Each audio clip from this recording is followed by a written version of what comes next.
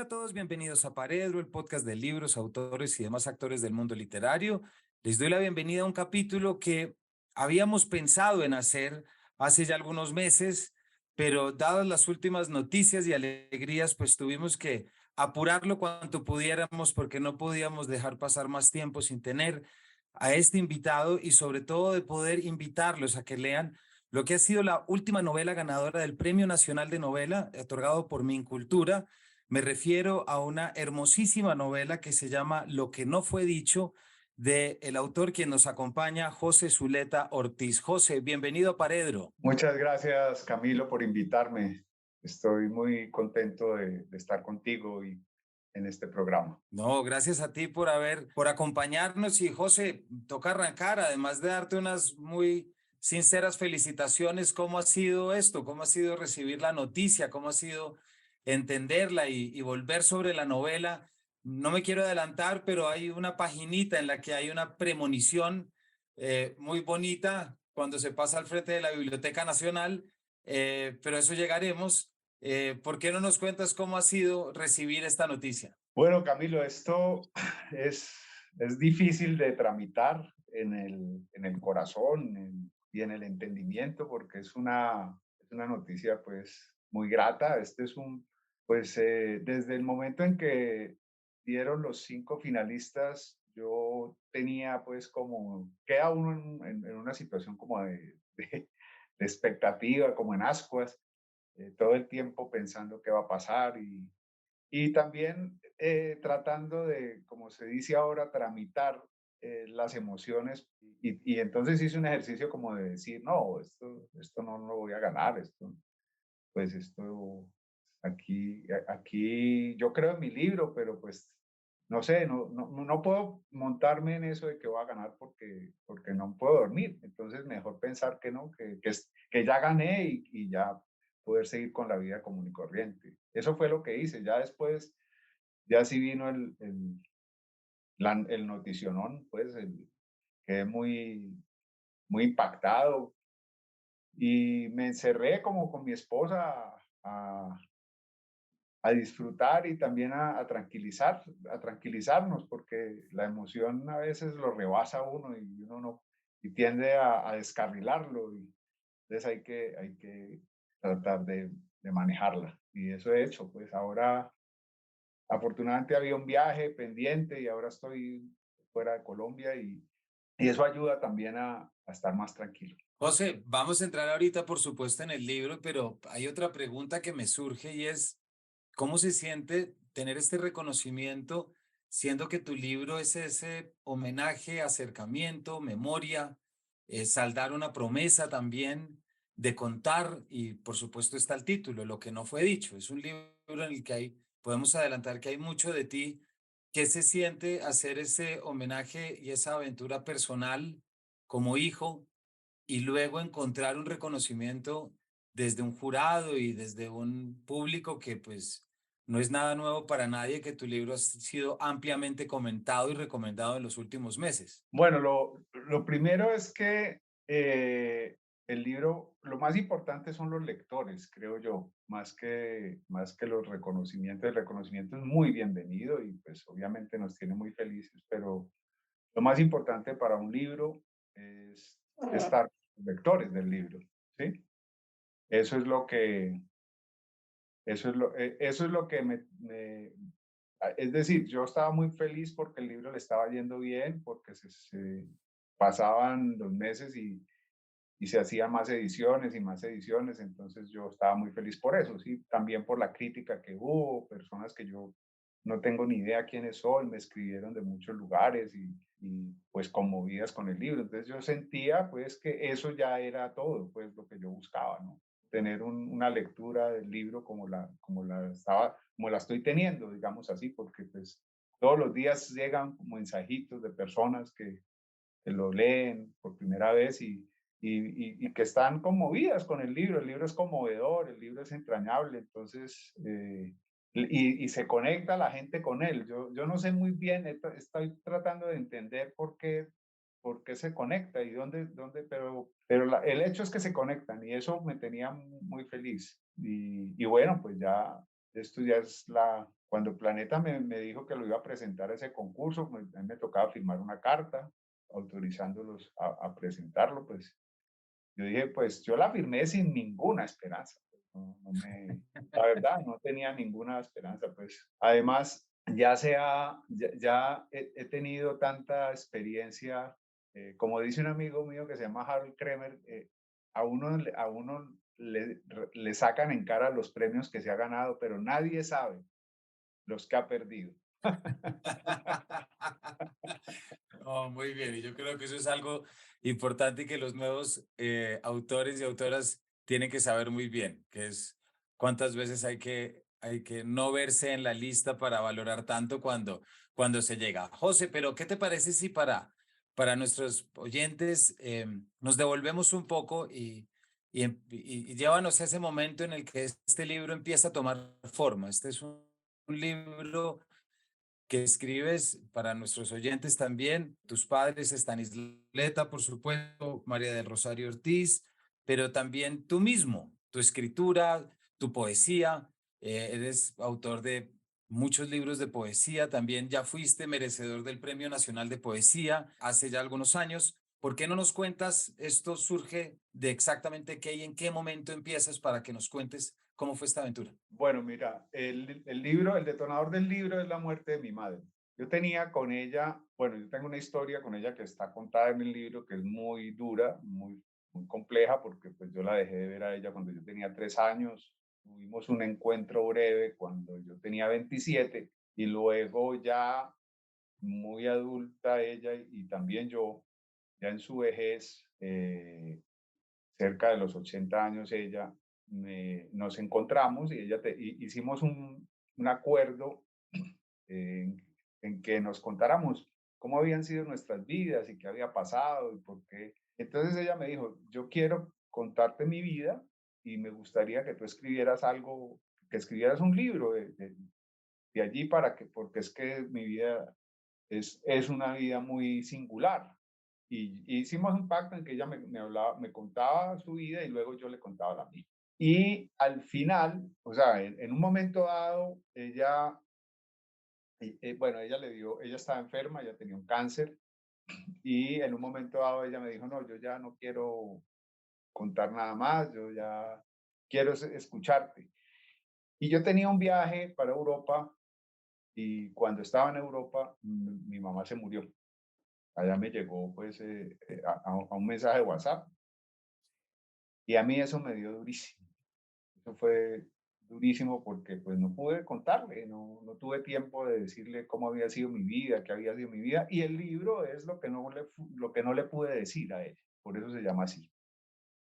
Y entonces es una memoria de mi vida desde la infancia, desde que nos dejamos de ver a los 3 años hasta que ella muere.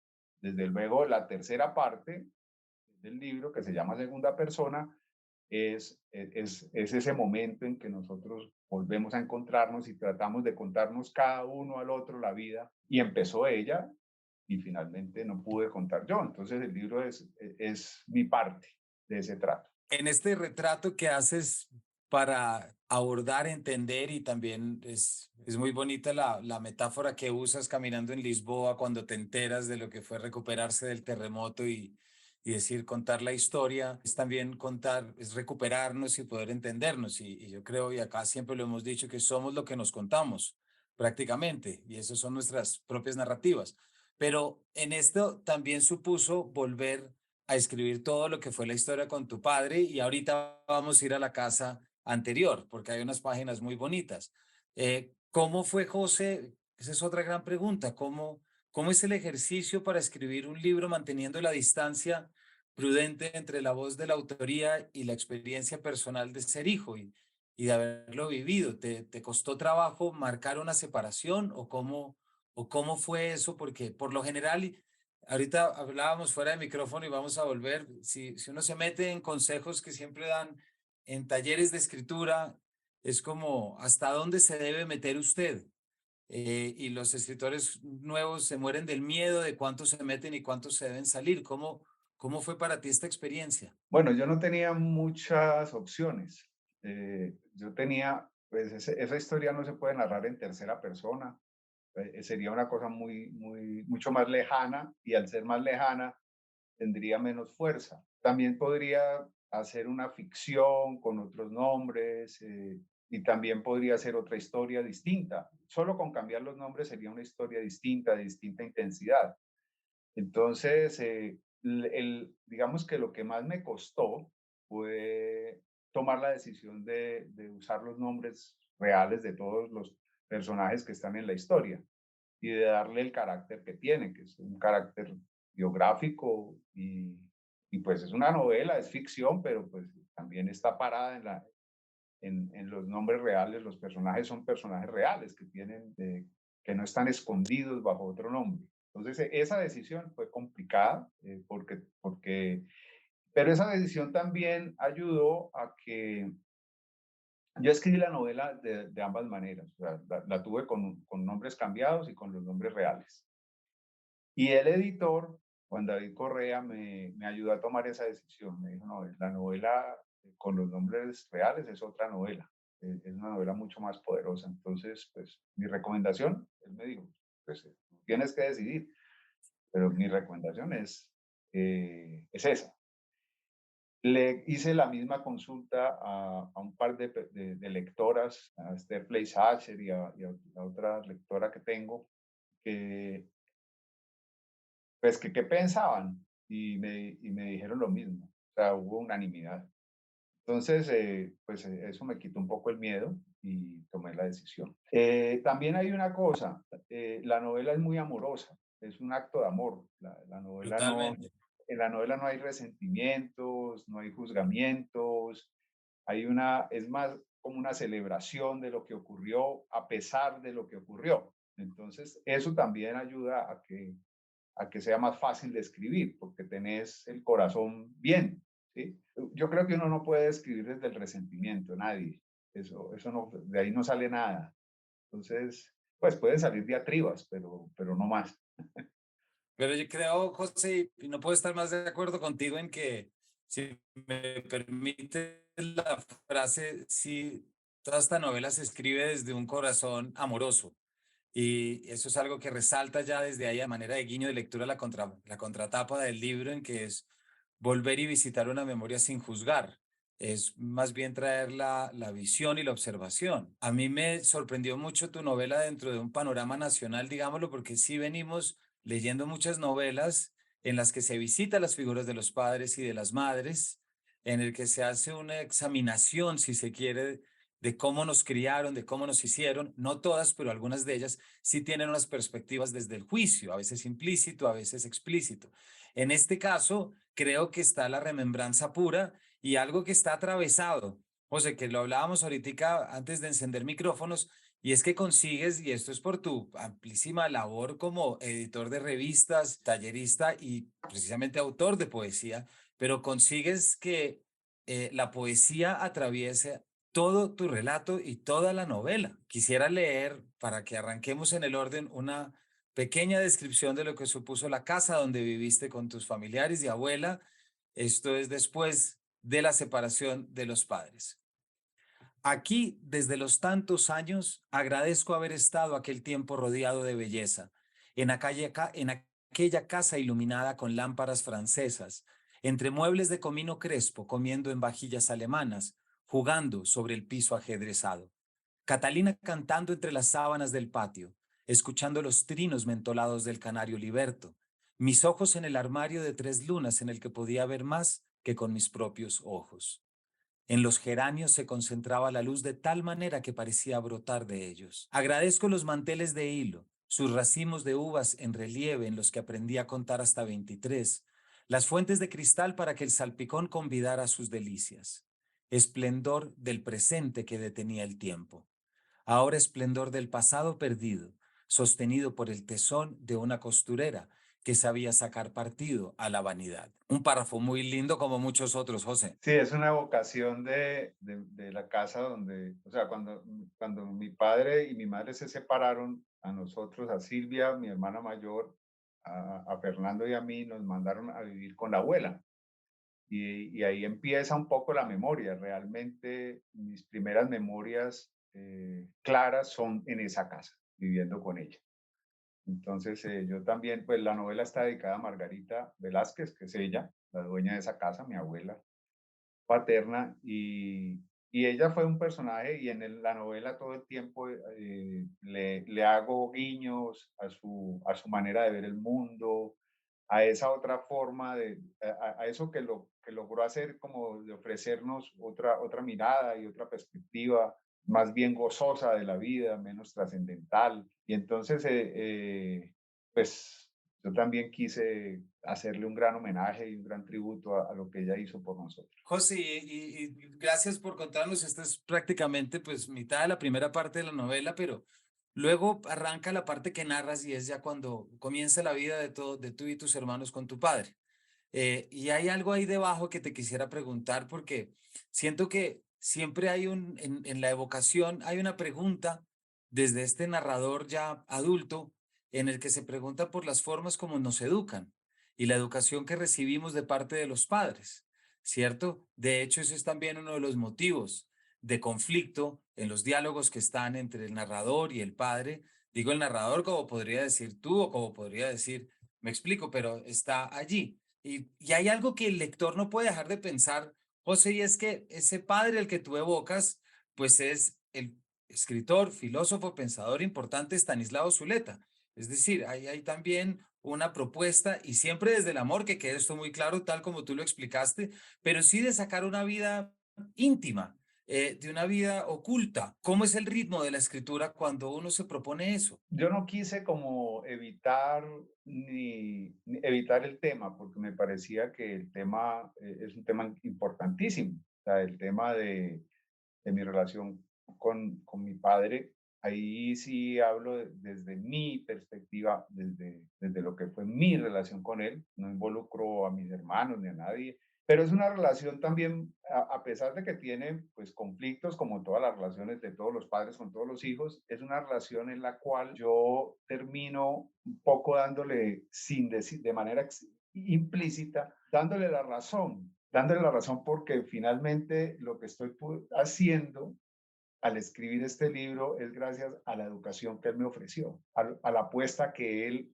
a lo que él apostó. Entonces, ahí hay como una especie de boomerang secreto, ¿sí? Hay una que el lector debe captar, ¿no? No, yo jamás me meto con el lector es quien debe entender eso que está pasando, pero finalmente ese era mi propósito, ¿no? Mostrar que él se salió con la suya de algún modo. Pues yo creo que hay un argumento, José, que defiende muy bien ese propósito y es, tal como yo la leí, está esa primera parte en que es la vida con el padre, luego está la huida, que es cuando decides irte de la casa a los 15 años, un poco rechazando en ese momento esa vida, esas 15 o 20 mudanzas y esos 8 colegios, hasta la desescolarización, etcétera. Pero en el personaje, si se quiere, que creas en el texto, ahí hay algo muy bonito que es de nuevo la relación con la poesía, que es lo que años después en ese diálogo de nuevo con el padre es precisamente lo que él le dice, tenemos más cosas de lo que crees en común. Yo también soy un lector de poesía. Creo que de alguna manera ese gran homenaje que haces es con el estilo que desarrollas, el estilo lírico que sostiene constantemente no solamente la historia de las relaciones humanas, sino la historia del crecimiento personal. Sí, el asunto es que la poesía fue muy importante desde siempre en mi casa. O sea, nosotros aprendíamos poemas de memoria muy niños, a los 5, 6, 7 años. Y esa era una labor que hacía mi padre y Yolanda González, su segunda esposa, que fue nuestra madre, y que fue muy importante en la formación como lector, también en la manera, es que la poesía tiene una potencia que no es solamente la admiración del mundo, sino enseñar a ver el mundo, enseñar a relacionarse con el mundo, es decir, a tener una experiencia más poderosa que digamos, podría ofrecer una vida prosaica, para hacer ahí una metáfora. Si tú desde niño estás leyendo poesía, escuchándola leer en voz alta, de pronto hay algo en ti que te permite hacer lo que hacen los poetas, que es ver el mundo de otro modo, ¿sí? Ser capaz de ver cosas donde nadie las ve, ser capaz de gozar con experiencias con las que poca gente goza. Y eso, pues obviamente, se refleja en la narración y en la apreciación de cada uno de los momentos que yo narro. Yo he escrito 5 libros de cuentos antes que esta novela. He intentado también otras 2 novelas que están ahí como, digamos, que abandoné. No sé muy bien por qué, pero que ahí están. Entonces, yo tengo pues también una historia narrativa con la narrativa, y en los cuentos también se puede ver eso. Yo en los cuentos, hay una cosa que tiene que ver entre mi manera de narrar y mi relación con la poesía, que está en todo lo que yo escribo. ¿Sí? En toda mi narrativa, llamémosla así, pues, en todo lo que he intentado narrar. Entonces, eso siempre ha estado ahí, la poesía, y yo no renuncio a ella. He estado yo he estado en talleres de creación literaria como alumno, y pues yo presentaba mis trabajos al profesor, y aquí en Colombia hay una tendencia, y en América Latina, muy extraña de casi que proscribir todo lo que tenga algún tono lírico. Eso, yo no sé de dónde sale eso, porque al mismo tiempo admiran a García Márquez. Yo digo, bueno, pero pues, más lírico que García Márquez, ¿quién? Pues, entonces, eso es una cosa curiosa, pero me ha pasado mucho. Inclusive he oído profesores que son profesores titulares con doctorados en universidades muy prestigiosas de Colombia, decirle a sus alumnos que no, que mucho cuidado con la poesía, que eso es otra cosa, y que eso no se puede, que no se puede contaminar una narración de poesía, porque entonces como que se desvirtuara. No sé, yo no paro bolas a eso, yo hago lo que yo puedo hacer y lo que me gusta hacer también. Hay una cosa en la escritura que tiene que ver con el placer. Escribir produce displacer y también placer. El displacer es la dificultad, es tener que sentarse 5 horas a darle y que nada salga, y que eso no se pueda, y que todo lo que tú tratas de expresar quede mal, y tengas que ir otras 7 veces o otras 10 veces sobre ese texto hasta tener algo que te produce placer, que lo lees en voz alta y dices, bueno, esto ya suena bien, ¿sí? Eso, en mi caso, tiene que ver con la poesía.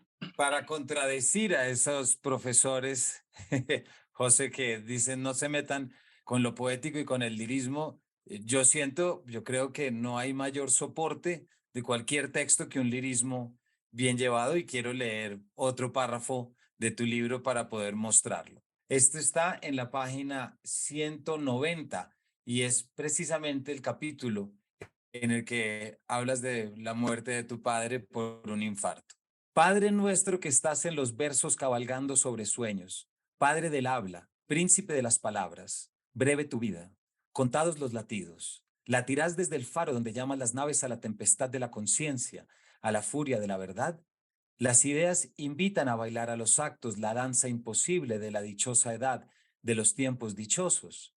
Abre tus ojos, mira los nuevos templos, las varas de cucaña. Rotos ya los remos, sopla tu sudario. Guía la barca a las montañas. Terminó tu deriva. Bajo la serena majestad de los árboles habrá un lugar para pasar la tarde inconclusa de tu vida. Recostado en tu ser, el tiempo duerme. Más allá del fin, siento placer de estar aquí, sin razón, de seguir siendo. Muy bonito, José, de nuevo. Pero tenía este párrafo listo para leer y no pude dejarlo pasar, José, pero quisiera evocar algo y también para que la audiencia te conozca, quienes no lo hacen ya, y es acerca de todo lo que acabas de hablarnos de lo que es la poesía. Yo a ti te conocí hace ya años cuando yo estaba en el Caro y Cuervo y tuvimos la primera reunión de Relata, en la que ahí te conocí, estabas llevando ya la colección de Fugas de Tinta y Libertad bajo palabra, y estabas en esa labor completamente admirable que era de llevar a cabo procesos de escritura, talleres de escritura en cárceles. ¿Por qué no nos cuentas un poquito de esa experiencia de lo que es llevar la poesía?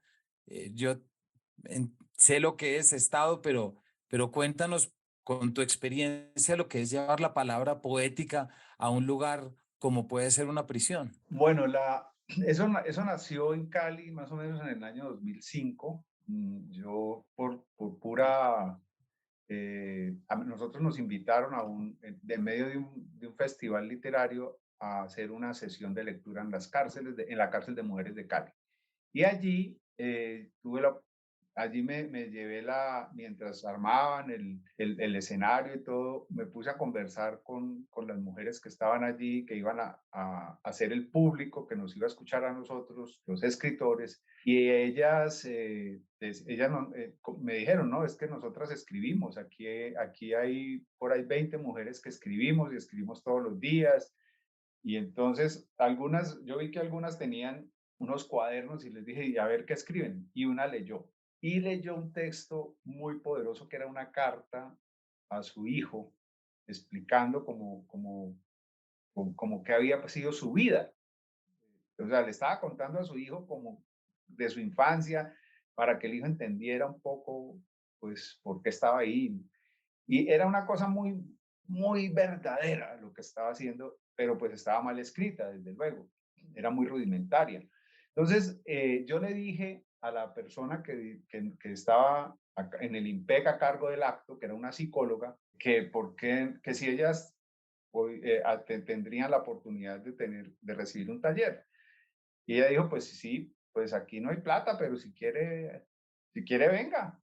Yo las convoco y sí, ellas son como 20 o 25 que escriben y ellas se leen entre ellas y también van a la biblioteca a leer y se ayudan unas a otras y así empezó el programa. Eso fue muy bonito. Hicimos un libro en el segundo año que se llamó Libertad bajo palabra y luego ya comenzó el programa a ser más de nivel nacional hasta que llegó a tener 21 talleres en 21 cárceles colombianas en todo el territorio, o sea, en el territorio amazónico, en Leticia, en el Pacífico, en la costa Caribe, en el centro, en todos los centros, en los llanos, en el eje cafetero, en todas las grandes ciudades, en las grandes capitales. Entonces, eso fue muy interesante porque también conocimos el país, porque también conocimos y porque además allí uno puede entender un poco qué está pasando, qué nos está pasando, desde lo que ellos escriben. Y también un poco saber que la ley es un poco una invención, que la ley también tiene que ver o sea, que realmente el mundo no es tan binario y que sin embargo no hay nada más acusatorio que una cárcel. O sea, el que está en la cárcel es malo, per se, porque está en la cárcel. Y eso no es así. No hay ni malos ni buenos. Esto es una cosa muy compleja y a mí me fascinó como entender cómo es esto. Y me metí y trabajé desde esa época hasta el año 2019, pues cuando ya me retiré del programa. Pues me parece que es un momento muy vital, llamémoslo, cuando precisamente le muestras a tu madre, cuando están en la elaboración de la novela, en la última parte de la novela, cuando precisamente le muestras un fragmento de un texto escrito por un preso en el cual se habla de la palabra y del movimiento, ¿no? Porque es traer la experiencia de la vida que habías llevado, pero también la experiencia de la palabra que se está diciendo y de prácticamente lo que estás tejiendo en ese mismo instante. José, se nos está acabando ya el tiempo, pero lo último que te quería preguntar es un poquito, ya nos has hablado de lo que fue la experiencia, pero me interesa que nos cuentes cuando te empezaste a echar luces adentro para que esto empezara a salir, sale un material que está muy bien intercalado, que son tus textos poéticos, tu diario al cual haces mucha referencia, muchos otros autores implícitos.